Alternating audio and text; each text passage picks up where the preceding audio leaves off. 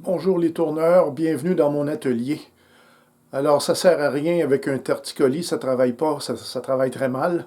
En fait, ça affecte toutes nos créations. Non, blague à part. Alors encore une fois sur Internet, j'ai déniché un petit bijou qui nous sort un petit peu de notre zone de confort. Il s'agit donc de tourner un petit sapin de Noël, mais en même temps en excentricité. Aucun mandrin particulier n'est requis, être entre pointes seulement, mais vous devez avoir la recette. Alors moi, j'ai rien inventé encore une fois. C'est une chaîne qui s'appelle Epoxy Wood qui a mis la recette en ligne. Et puis moi, dans le fond, je n'ai qu'appliqué la recette. Je vais vous faire quelque chose qui est mieux que ça, là. Et puis je vais vous partager comment on fait et puis les différentes étapes, parce que sinon, ça ne marche pas. Alors, installez-vous bien confortablement. On commence. Donc, le plan est ici. On commence avec un bloc de bois dur, 55 mm par 120 ou plus. Particularité, c'est que lorsque vous serez cylindré, le trou du centre, ce sera le numéro 3. Et la distance entre 1, 2, 3, 4, c'est 5 mm, mais entre 4 et 5, c'est 3 mm. Et ici, vous avez le sapin, donc chaque indication. Donc vous avez la hauteur ici, toujours en millimètres, de chacune des sections. Vous avez les diamètres. Et puis vous avez ici les trous qui sont concernés. Donc à ce point-ci, si le projet vous intéresse, j'ai fait une image fixe. Je vous invite à prendre vos téléphones et à prendre la photo. Et puis maintenant, on commence. La première opération, donc, sur notre pièce, c'est de ovaliser la tête. Donc, pour ce faire, on place la pointe, la contrepointe dans le trou numéro 1 et ensuite dans le trou numéro 5. Faites attention hein, pour pas enlever trop de matière, pour pas que vos pointes disparaissent, en fait, ce que moi, j'avais pas vérifié. Et puis, on tourne aux alentours, vitesse confortable. Alors, à partir du moment où vous êtes confortable, il n'y a pas de souci. On peut monter à 1000, 1500 tours, je crois, sans problème. Et donc, à ce moment-ci, je me rends compte que je suis passé proche de mes pointes. Il faut faire attention. Donc, à partir du moment où la tête est ovale, on peut passer à l'autre étape.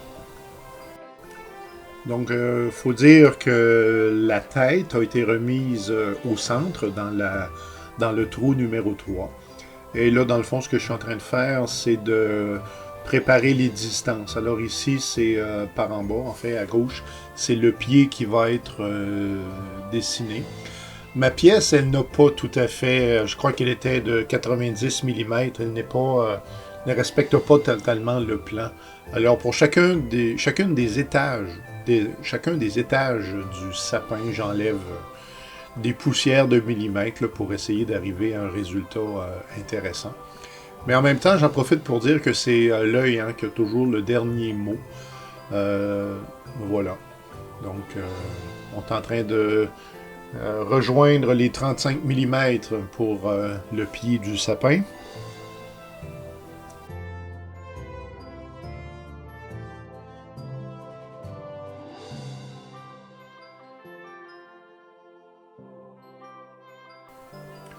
Le bois sur lequel je travaille, c'est du frêne. Et c'est un bois qui est dur. Et je vais, à quelques reprises, je vais retourner à la station d'affûtage pour affûter et je serai toujours étonné de la différence, dépendamment du bois là, que vous utilisez. Je vous encourage à affûter régulièrement vos outils. Donc, en fait, ce que je fais ici, c'est que je respecte le plan et donc on essaye d'aller rejoindre les dimensions mentionnées. C'est ça. Assez régulièrement, j'utilise la plane pour faire mon chemin. Les gouges à profiler travaillent très bien, mais à l'occasion, il me faut enlever plus de matière. En fait, la plane me donne un angle que la gouge ne me donne pas, et vice-versa. Donc, j'alterne entre les gouges à profiler, la plane, jusqu'à avoir à l'œil quelque chose qui est agréable à regarder. Je trouve que de faire le pied en arrondi contraste bien avec l'élément général du sapin. Je trouve que il est reconnaissable que c'est le pied. Alors ici, c'est la section 1, donc la base du sapin lui-même. Tout à fait à droite, la contrepointe, on est toujours dans le point numéro 3, qui est le centre. Et puis, encore une fois, je cherche à respecter les différents diamètres et on creuse.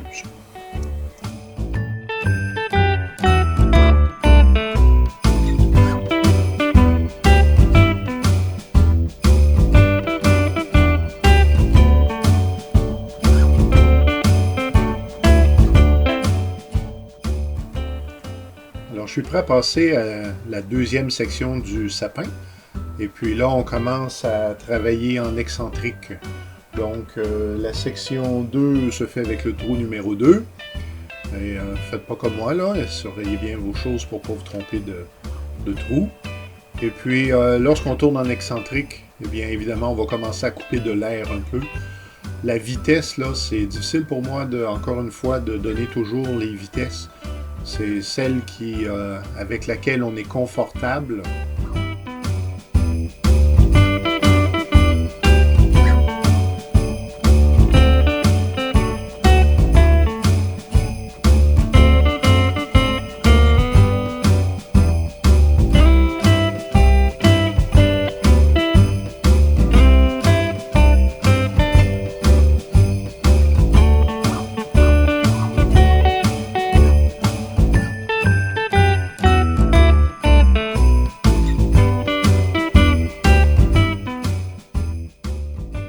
Donc, si on se résume un peu, le pied et l'étage 1, l'étape 1, se font avec le trou numéro 3. Les étages 2, 3 et 4, c'est toujours la même procédure. On vérifie le diamètre, on vérifie le trou auquel ça correspond et le reste n'est que répétition. À ce point-ci, je vous amène à l'étape 5 qui se trouve à être la tête du sapin parce que c'est là aussi qui est un peu le cœur du travail. À ce point-ci, les 4 étages du sapin sont tournés. Et j'observe qu'il y a un défaut visuel là. Sur mon premier étage, là, juste après le pied, le diamètre, j'ai peut-être respecté le plan, mais je ne suis pas satisfait de l'apparence. Et ce qui est très bien, c'est que, étant donné que je connais le trou, en fait, le premier étage, il est droit, c'est-à-dire qu'il est fait avec le point, le trou numéro 3. Alors, je peux remettre ma pièce dans le trou numéro 3 et je peux aller retoucher. Et ça, je trouve que c'est intéressant dans ce projet-là d'être capable de revenir en arrière. Et donc, je fais des retouches à partir de ce que mon œil me dit. Et, je vais travailler ça jusqu'à... Là, je suis en train de parler, puis je vois que je travaille sur le deuxième étage, mais je vais retoucher aussi au premier, jusqu'à temps que la courbe du sapin m'apparaisse bonne. Donc, les corrections sont faites. À mon œil, ça semble OK. Et on est rendu à la dernière partie, la tête, qui a une longueur beaucoup plus longue. On est à 22 mm de longueur. Et ça, c'est pour donner la place, si on veut, pour faire le petit chapeau qui va au vent.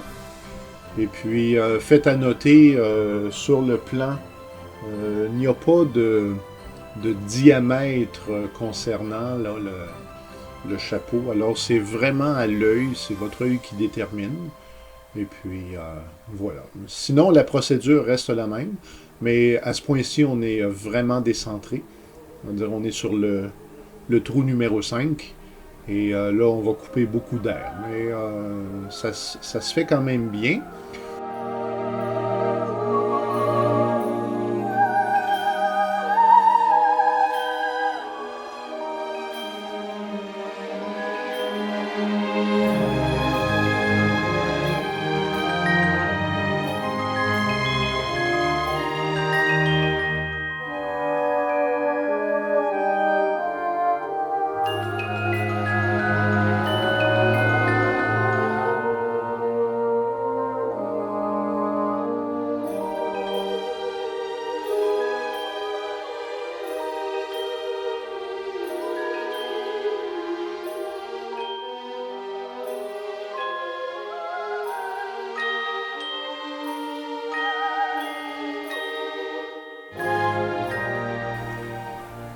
Et donc ensuite, avec un crayon, on va toujours à l'œil, et en s'inspirant un peu de la courbe que notre sapin a déjà, on va tracer une ligne qui va nous être utile parce qu'on va couper dans le fond avec une petite scie fine.